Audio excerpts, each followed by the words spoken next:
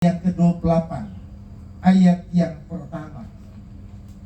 Setelah hari Sabat lewat, menjelang menyingsingnya fajar pada hari pertama minggu itu, pergilah Maria Magdalena dan Maria yang lain menegok kubur itu. Sampai di sana dulu. Saudara tahu kubur Yesus itu dijaga oleh pasukan Romawi yang begitu kuat, dilengkapi dengan peralatan penjagaan, karena mereka memberikan suatu isu bahwa Yesus mayatnya itu akan dicuri oleh murid-muridnya. Dijaga. Jadi bagi orang pengikut Yesus pada waktu itu diliputi dengan ketakutan. Kenapa diliputi dengan ketakutan? Ada orang kepingin lihat tapi takut.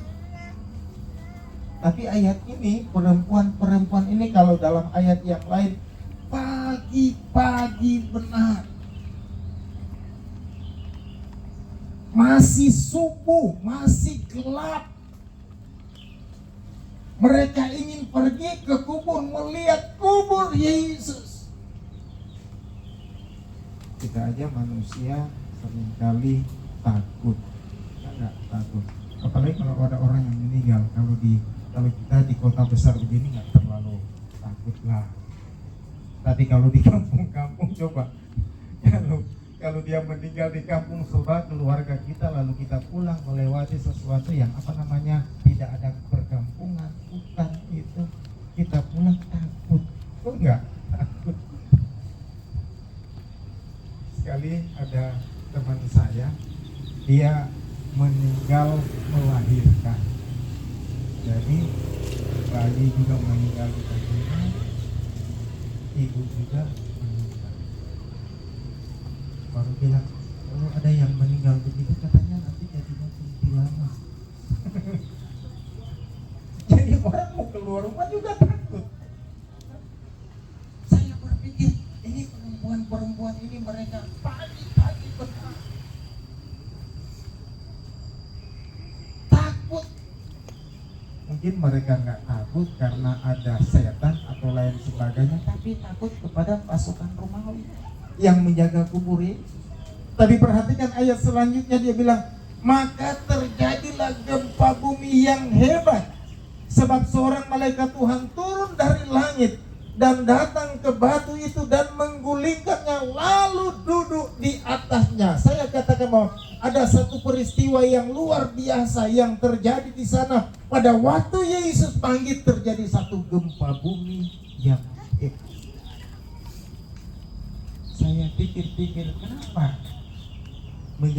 terjadi satu gempa bumi yang hebat?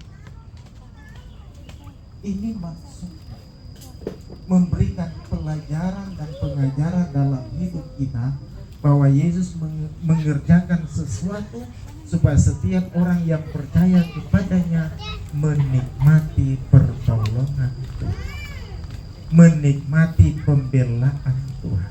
Mari kita lihat, saya tidak lama-lama, saya cepat-cepat karena ini jam berapa? Udah jam 10:30. Kita lihat dulu 1 Korintus pada pasal yang ke-15. 1 Korintus pada pasal yang ke-15, ayat yang ke-14. Ayat ini bilang begini. 1 Korintus 15 ayat 14.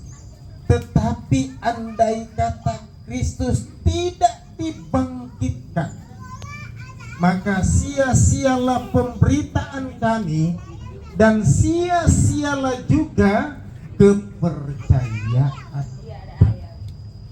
Jadi kalau Yesus Kristus tidak dibangkitkan, saya yang berbicara sia-sia. Saudara yang mendengarkan juga menjadi sia-sia. Tapi karena Yesus yang kita sembah mati, hari ketiga dia bangkit, maka perhimpunan kita di siang ini tidak jadi sia-sia. Amin, saudara. Walaupun mungkin tahun-tahun yang lalu kita kita bikin di ruangan yang tertutup. Pernah bikin di puncak berapa kali ya, di puncak di TNI Angkatan Laut, luar biasa di sana. Nginap lagi, nginap di sana. Berapa kali kita nginap di sana.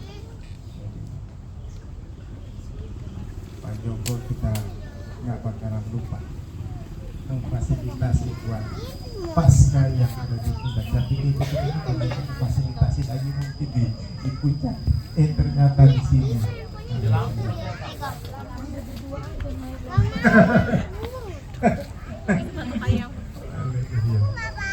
Oh, nanti disiapin. Harus cari waktu supaya libur. Orang yang kerja kan bisa jalan-jalan nyebrang kita ke Lampung.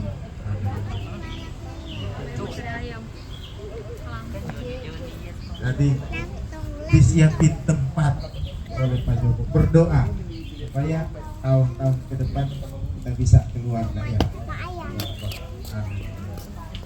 Jadi Paulus bilang, jika Yesus Kristus tidak dibangkitkan, maka apapun yang kita lakukan, pujian kita, ibadah kita, itu menjadi sia-sia.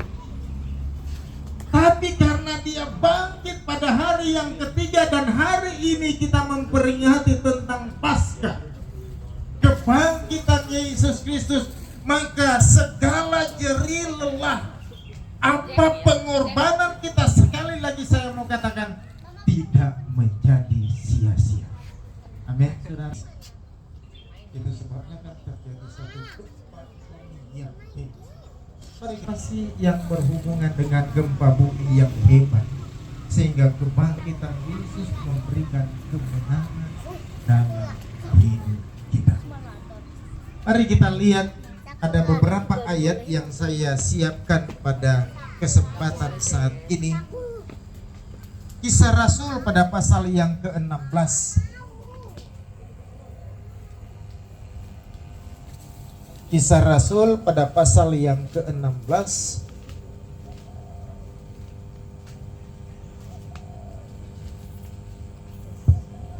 ayat yang ke-26.